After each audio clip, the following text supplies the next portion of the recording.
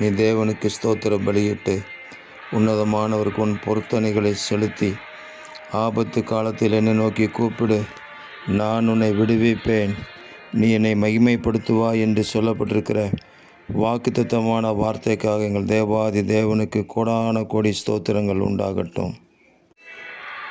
இன்றைக்கும் உண்மையாய் உம்மை நோக்கி கூப்பிடுகிற பிள்ளைகளை ஆபத்து காலத்திற்கு தப்புவித்து விடுவிப்பீராக.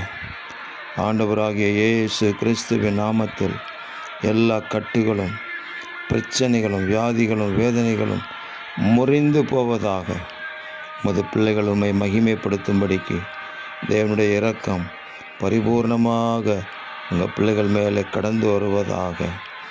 தேவனுக்கு ஸ்தோத்திர பலியிட்டு பொருத்தனைகளை செலுத்துகிற உங்கள் பிள்ளைகளை கண்ணோக்கி பார்த்து ஆசீர்வதித்து கனப்படுத்தி உங்கள் நாமத்தை மகிமைப்படுத்த கிருபை தாருங்க.